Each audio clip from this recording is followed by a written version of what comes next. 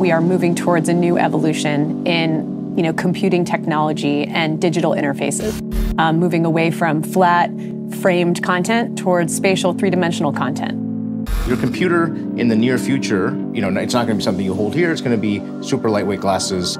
The idea of the metaverse is not really here yet. Like, the metaverse doesn't exist yet. We're building it. And I do think we're not so far on the premise of the metaverse. What we're seeing is a leap of understanding of these digital spaces. And they have the potential to be very valuable to people. Great experiences start out being great before they're mature. They didn't start bad, and then as the technology progresses, become good. They were good from the beginning. There's nothing like that in the metaverse right now.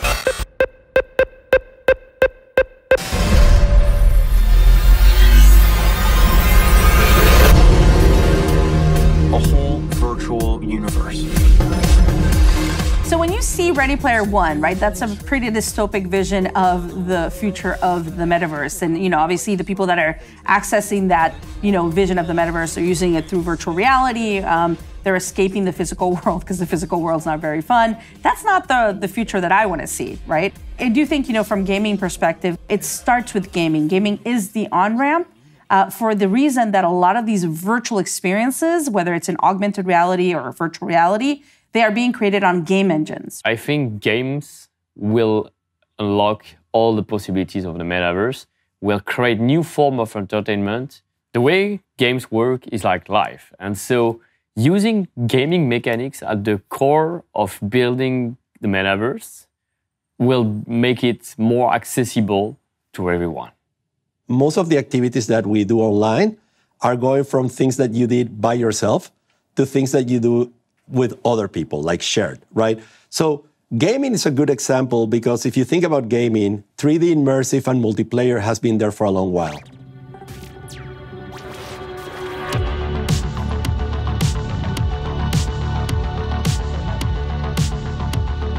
Games are obviously a somewhat older medium. They started as arcade games and small experiments by mathematicians. With something that looked incredibly basic and pixel like Pong tennis, we came through the early console era of the Nintendos and Sega Mega Drives. We now have these incredibly powerful PlayStations and Xboxes that are in tens, if not hundreds of millions of homes.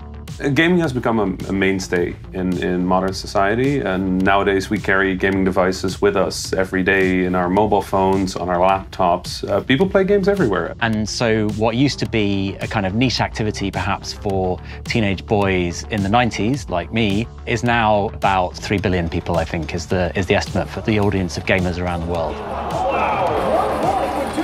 So the video game industry is orders of magnitude bigger than other kinds of entertainment.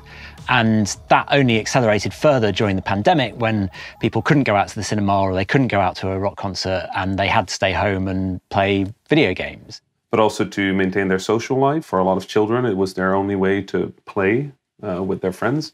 Also for a lot of more adult players and senior players, it was a way to interact with their family, with their loved ones. People that would never have played a game 3, 4, 5 years ago have now come to accept that gaming is part of life, of culture.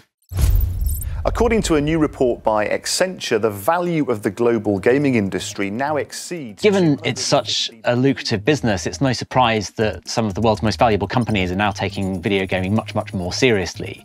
Amazon sort of made what was seen as quite a big move into games a few years ago, and it bought Twitch for $1 billion.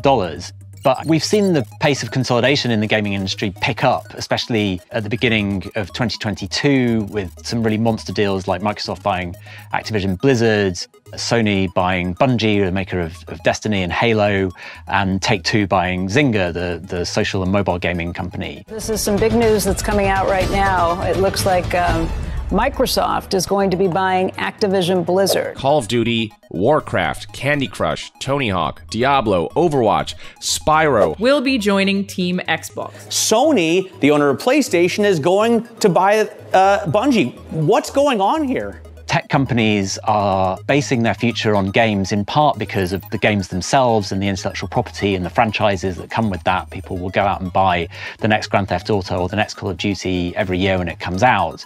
But they're also betting that we'll spend more time in these virtual worlds. You see an evolution right now where there's a kind of a land rush to acquire gaming studios or gaming properties. You see Microsoft acquiring Activision Blizzard, right? That is completely makes sense from the future that they see ahead of them with Web 3.0 and with Metaverse. Today, we're going to talk about the Metaverse. I want to share what we imagine is possible.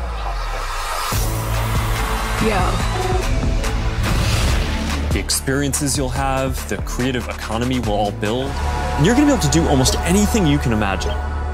The concept of the metaverse circulating in gaming spaces, right, where we have games such as Roblox, Minecraft, where young people go on and create worlds and have digital avatars and communicate through them.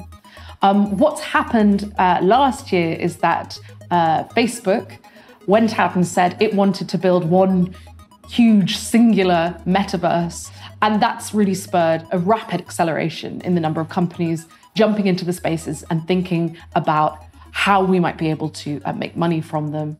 The metaverse vision, as it was presented over the past year by Facebook, now Meta, is a very not creative vision that was basically lifted directly from Matrix, Ready Player One. It's a very old idea. We talk about the metaverse all the time, but I have to admit, I don't really understand it. I don't know what it means.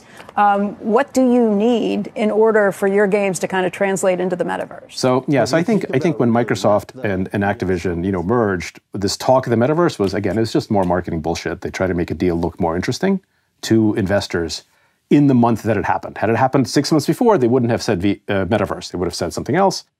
If there's one buzzword that I've heard more from big tech companies over the last few months than any other, it's the metaverse. People differ in their interpretations of what exactly the metaverse is. The term itself is derived from a book in the early 90s by Neil Stephenson called Snow Crash, which was actually quite a dystopian book about society sort of gone to hell. People were using virtual reality glasses as a form of escape. The same concept came up again in Ready Player One, which was a book that was released a few years ago. Steven Spielberg turned it into a film. It's different depending on who you ask. Satya Nadella at Microsoft thinks the metaverse could be people hanging out on Microsoft Teams and doing a video call. For Facebook, it's very much about putting on a headset, being in a virtual world and kind of feeling like you are really there and present with the people around you. Metaverse right now is a broad term, but what it means to me is our virtual realities that we exist in. And right now, we already exist in many metaverses. When I go on my virtual reality headset and hang out with friends in VR chat, that's a metaverse. But also, if you look what Microsoft has done with the HoloLens and Magic Leap, we're seeing the foundation for augmented reality there as well. Then beyond that, spatial web. We're starting to see websites transforming into three-dimensional websites. And that's a whole avenue towards a metaverse that doesn't require any special hardware. And of course, video games. I mean, video games are so immersive. People, are clocked into those for hours upon hours on end, and they lose themselves in video games. So I think when we look at the metaverse, it's kind of the acceleration of these technologies and this whole life and world that exists only in virtual space. There is a lot of debate about what the metaverse is and whether there will be one single metaverse or multiple metaverses. But the common agreement is that it's a shared virtual space in which you and I will have an avatar that will be able to do lots of the things they can do in the real world. To me, there's only one metaverse, just like there's only one internet, right? There's many domains or many websites within the internet. There's many metaverse platforms. You almost have to envision it as when someone says the metaverse, it's like the metaverse capital M. And then there's maybe metaverses, lowercase m, or metaverse platforms. So what does it take to be a metaverse platform?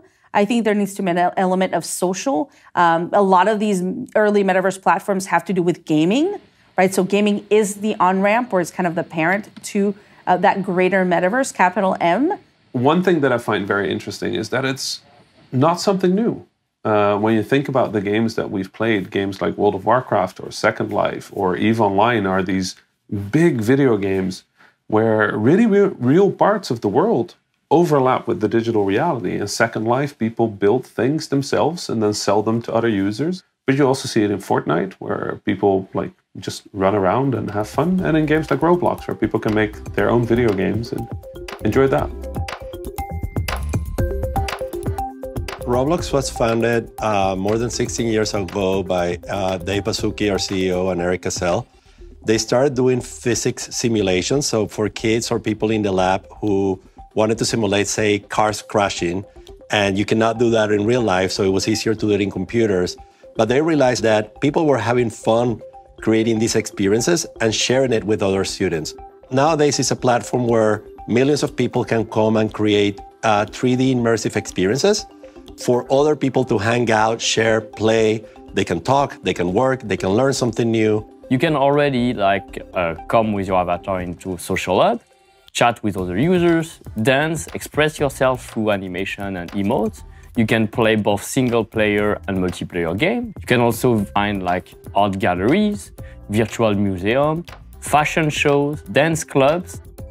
Early examples of what the metaverse can be, like Fortnite or Roblox, where you have lots of different people coming together, and it's a real kind of mishmash of different characters from different franchises and different intellectual property. The problem is, for games like Fortnite, you can play as Batman, and you can play as Superman, and you can play as characters from any number of different movies that are coming out, depending on what the studios want to promote quite often. But you have to do it within Fortnite. And the real promise of the metaverse, and the way Mark Zuckerberg at Facebook talks about it, is that you will be able to take that character and go into any game, and that the metaverse will be linked in the same way that the internet is today, but in a sort of 3D kind of a way.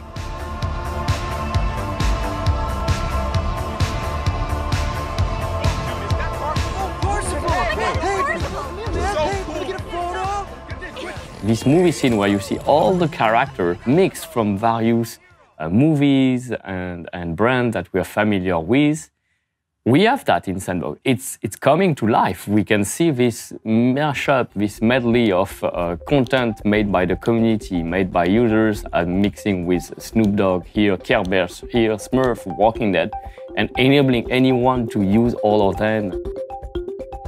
If you start thinking about blockchain games and NFTs, a lot of the new concepts that are starting up in there, which are small virtual worlds like the Sandbox or Decentraland, these are starting from scratch. They're separate from all of the big tech companies. And in those, because of the blockchain, when you buy a piece of land or a virtual object, you own it in a way that you don't when you're buying an object in-game through Call of Duty or Fortnite. Towards 2017, as we were exploring around a new technology, this time blockchain, we found the first blockchain game, CryptoKitty, and we experimented with it, of course. And what struck us was this idea that those virtual cats as NFTs could actually be exchanged and sold on marketplace, and that marketplace actually being outside of the game. From there was born the idea to combine the technology, NFT, with user-generated content, and then allow anyone to become their own creator, their own NFT creator, and use those NFTs in a game maker. So then they could monetize their content, play with it, exchange it the way they want. There's been recent hype around what's known as NFTs, or non-fungible tokens, which is essentially where you certify ownership of a digital good using blockchain technology. So if I buy a digital sneaker, I can sort of fuse into the blockchain. That is mine and nobody else's, and it's confirmed. And so the suggestion is that NFTs will be used to create lots of these sort of digital goods in these digital realms.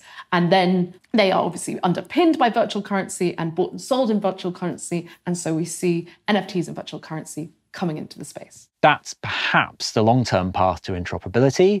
I think it's a much bigger ask for true interoperability to happen between Call of Duty and Battlefield, which are created by Electronic Arts and Activision, which are the two fiercest rivals in video games. Equally, it seems kind of difficult to imagine that Apple, which is working on its own augmented reality headset, would some way interoperate with Oculus, which are made by the same company as Facebook. Those companies do not like each other. And it seems like the vision of a metaverse where anyone can go anywhere and take all of their digital assets with them wherever they go is going to hit up against some pretty hard business rivalries and reality. During the pandemic, we definitely had critical metaverse moments, right? And they happened inside gaming platforms. So you had Travis Scott doing his concert in Fortnite, which, had millions of views and participants. He made millions of dollars. And that was, that was an experiment, but it was a successful one. Then you had Lil Nas X in Roblox, and then you had Ariana Grande. And you're going to see a lot more, I think, experiments inside these gaming platforms that are, very, very successful. So the gaming industry, it is a very important part of the future of the metaverse, right? It's where a lot of these experiments are happening. But I think fashion is really the one leading innovation here.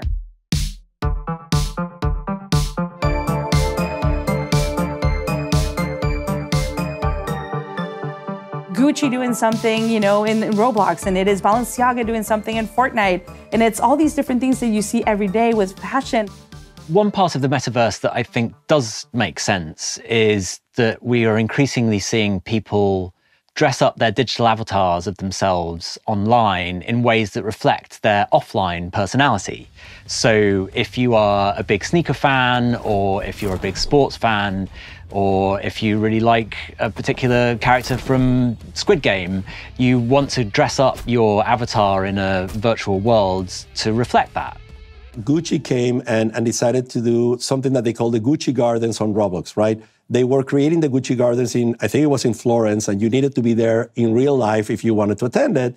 But they realized that not many people can actually go to Florence and be in that event in real life. So they did a replica of the Gucci Gardens inside Roblox. And one of the cool things that they did is that every morning they dropped a different item, an unlimited item that you could actually collect when you joined the experience. And those limited items became kind of like collection items that people could sell and resell on the platform. And many of those ended up selling for more than the cost of the real Gucci bag, which tells you the power of people expressing their digital identity and collecting these digital items. And I think that's a mindset shift. I think for a lot of people, when they see something happening in gaming spaces or in virtual spaces, they say, oh, that's not real, just because it's not physical. And I think that that's the big change that's happening, is that for younger generations, the Gen Z and the Gen Alpha, what happens in these virtual spaces is real. They own these virtual assets, they build these worlds, and they're very, very real to them. Sometimes we laugh and sometimes we cry, but I guess you know now. I can understand why companies would be interested in this. Like, I understand why, like, Nike wants to sell you, shoes in the metaverse. So I get it. And if it could sell you stuff that isn't even real, that isn't even manufactured, that's much easier for supply chain and all that stuff. Of course, I get it. The question isn't like, is this just more stuff for a company to sell you? Like, that's easy to see. The question is like, do people want this, and why do they want it? And is it good? Is it good for them, and is it good for the world? And sometimes, sure, it is. People buy skins and decorations and, in Fortnite and Roblox, whatever. But sometimes it's pretty bad. It's pretty harmful. It's pretty addictive. I don't think we should be afraid of this technology. I mean, in the same way that when the print came out, many people may have been concerned about it, but now we have books, and it has been amazing for civilization that we have books. In the same way that when TV came up, books didn't disappear, and people kept reading books. It's easy for the companies to just sort of plow in and create something. And it's in their interests to do it, to create spaces that people want to be in. But I think there's particular concern beginning to be raised among lawmakers in particular around keeping safe spaces for children. So for somewhere like Roblox, it's not just protecting children from harmful content, it's also protecting children from predators and from seeing things that could be incredibly disturbing to them. We have tools that proactively catch content, so they can actually analyze images, or they can analyze different assets and determine whether they are appropriate or not. We think about it in a way that is flexible, where people are spending time and they're going to use it, hopefully wisely, for the things that it does very well. If you want to feel immersed, if you want to feel presence, if you want to interact, this is amazing.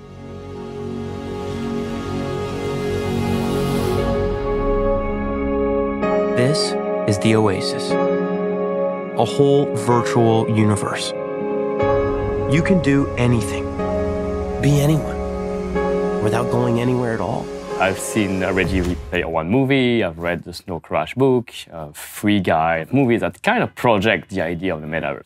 And I do think we're not so far on the premise of the metaverse. This idea that we can, through an avatar, engage into multiple virtual worlds and do all sorts of activities much beyond gaming or working, but really like socializing, dancing, interacting, learning, attending all sorts of shows, art galleries, museums. The thing that we are not necessarily close to is this meta-human representation where we think that we need to be as realistic as possible on the graphic side to be immersed in a metaverse. Or we need the headset, the VR headset as well. The challenge is when you put it on a headset is having enough graphical power in that headset because it's portable, so it has less power. It also gets hot, so you can't get it so hot so that it burns the person's face. You know, you're in that world. If you're in VR for a long time, you take off the glasses. Sometimes the real world feels alien. Wearing a thing on your face and not being able to see where you really are or actually talk to people and not being able to see people's real face and being this kind of isolated and doing everything in 3D is not fun. Or it's fun for certain experiences for a few minutes at a time.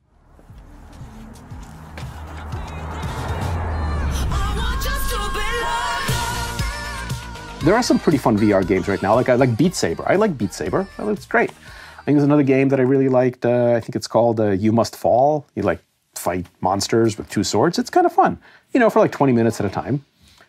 This idea that there's an immersive world that we primarily experience through VR, through virtual reality, as sort of an alternative, a substitute, you know, to the real world that has a connected economics that encompasses gaming and living and working, and we're all kind of spending our time in this like skeuomorphic 3D VR world. I think it's dystopian. I think it's unpleasant. It's stupid. It has pretty bad repercussions for the world. The metaverse shouldn't be a replacement for the real world. It should help you augment the real world. And what I mean by that is that it should allow you to do things that maybe were not possible to do, right? So when you think about the movie and when you think about the book, I mean, some of the interesting concepts there is, hey, can two people who are in different geographies feel together, right? Feel that they are together.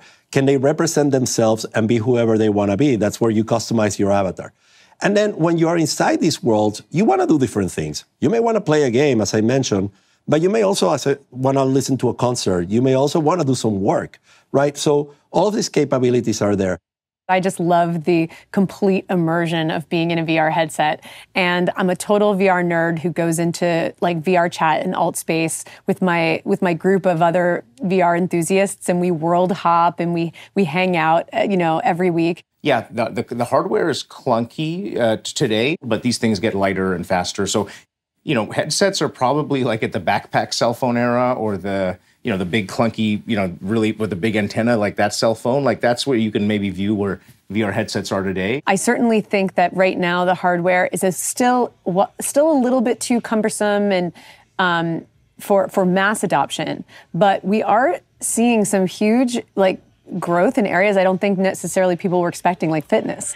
But if you ask me with my business hat on, which one I think is going to be more popular, no doubt, I think AR is going to be more common than VR on a day-to-day basis because it doesn't remove you from your physical reality. I can still be present in my physical world while engaging with 3D assets. I think that every piece of technology, augmented reality, virtual reality, they have amazing use cases and amazing experiences for them, right? And there are situations where I may want to wear these goggles and feel completely immersed. Like I want to be, you know, we're building a replica for, again, let me pick the Eiffel Tower. So I really want to be able to move around it, feel that I can touch it, feel that I can move. And the technology will continue to advance so that you have sensors to manipulate things, so that you can see things with someone next to you and so forth. Augmented reality is also super great in the sense that it doesn't block you from the world around you, right? You are really seeing the world around you and you're overlaying content information that makes that world richer. So I think that each of these things will have its different use cases, but it's going to be really cool to actually be able to enjoy these experiences in an immersive way. But I don't think that's the only way. So we hear a lot about the metaverse from the big tech companies. What I don't hear is a lot about the metaverse from players themselves. This seems to me like a vision that suits the business objectives of Facebook, Apple, Microsoft, and Epic, rather than something that players themselves genuinely want. The most influential games in the world, Minecraft, Fortnite, Diablo, World of Warcraft, they're not in the metaverse. It's not that they've been the most immersive experiences. They've just been the most creative, the most imaginative, the most fun. We've had full immersion technology for a very long time. Even like, let's say with movies, right? We've had 3D movies for, 40 years, 50 years. There's very few examples of good 3D movies. Not because people didn't know how to make them, because people who go to movies aren't actually looking for that sort of fake immersion. They're looking for good storytelling. And sometimes the 3D really gets in the way. And it's the same thing with games. Part of the urgency for all of these tech companies to rush into the metaverse is that we've really kind of reached a bit of a plateau in the current generation of technology with the smartphone and the PC. Smartphone penetration is very well established in Europe and the US at this point, and developed markets. And so the upside of getting more people to download your app is that much smaller. So tech companies are having to try and find a new frontier to colonize, and they've seized on the metaverse as that concept. I just think the way it's being sold right now is very much in line with old science fiction books of getting beamed into a computer. If everything in the computer just kind of is what you do in real life, but now you're a virtual puppet, I don't really see the benefit.